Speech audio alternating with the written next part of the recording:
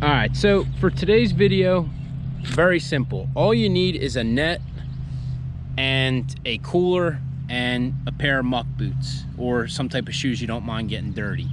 I'm gonna real fast just show you the net I have. Now, I've owned a ton of grass shrimp nets in my life. This one has been the best, and I'll tell you why. It's a Shurhold, just regular, I believe it's called a shrimp and shad net with, it's like a 17.5 by 20 inch net. Now, it isn't very cheap, but I've had this one for over 5 years, so it's well worth the investment.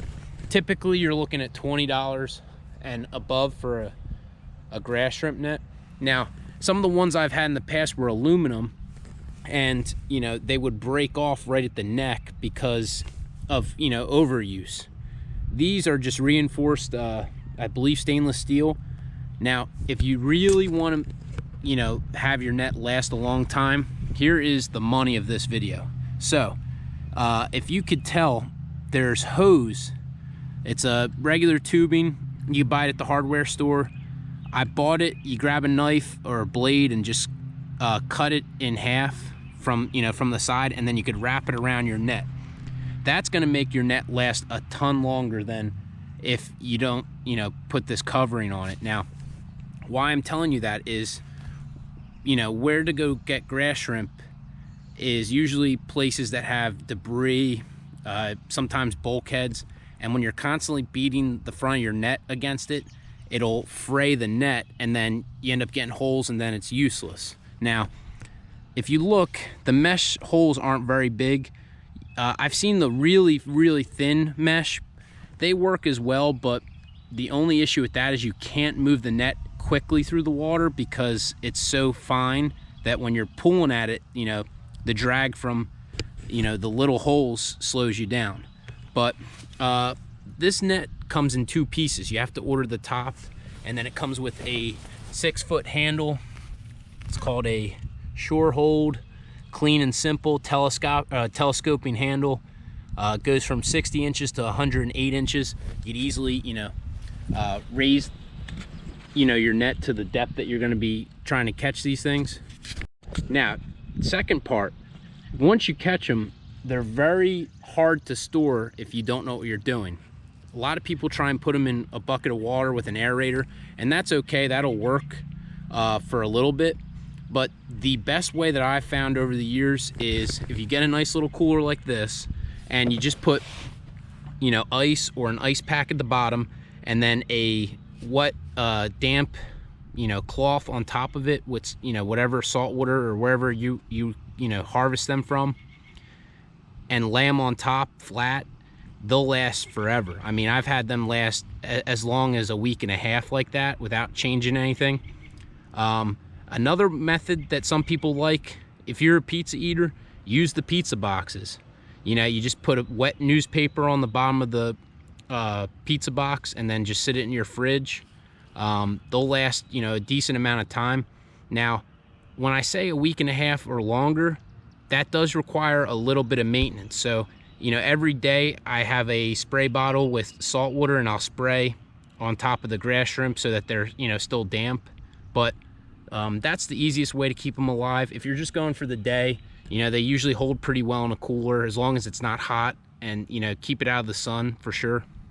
Now, I'm gonna load this into the truck, but why I'm saying you need a good pair of boots is, or at least, you know, muck boots.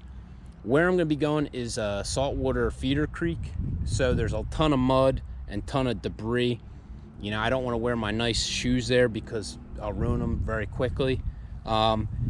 If you're looking for a spot, this is not the video to tell you, you know, my spot, but what I do, I look on Google Maps and I just look at feeder creeks that, you know, lead to saltwater bays, and typically I try and go to those spots at a lower tide and just work the net against the ground or against the bottom. Now, why I like a lower tide, I feel like it's less water for you to net in, and the shrimp can't move.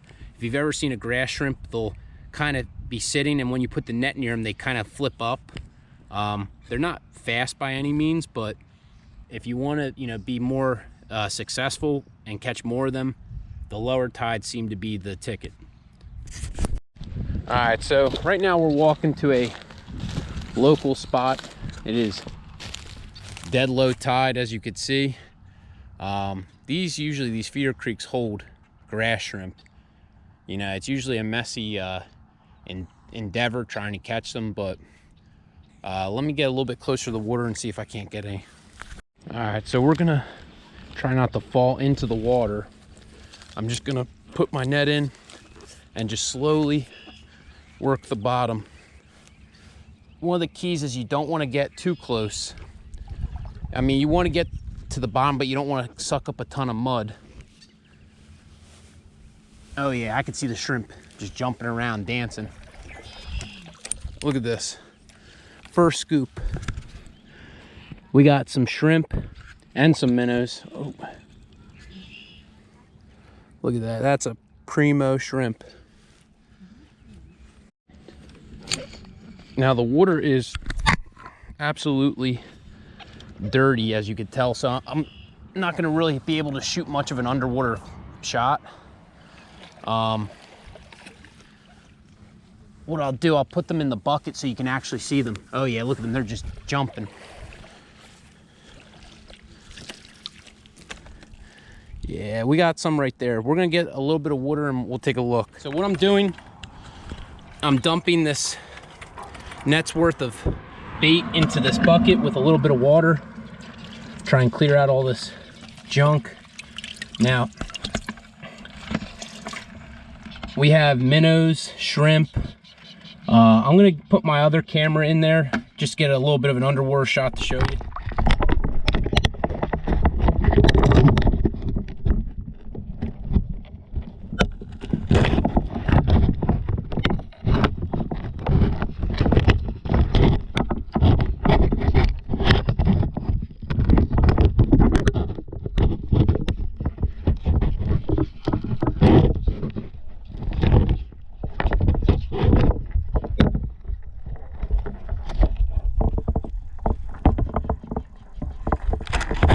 Now, I am a true believer of, you know, only using what you need and not taking more than what you need. And currently I don't have a need for this bait, so I am going to let it go.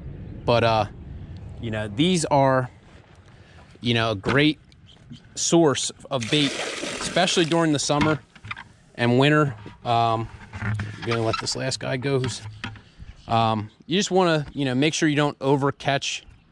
I know guys, they'll wipe out spots. You know, take what you need and then, you know, leave the rest. Like, typically when I go to catch grass shrimp, I'll probably get more than I need, and I kind of cull out the ones I want and then throw back the other ones. That's the only way you could sustain this type of fishery.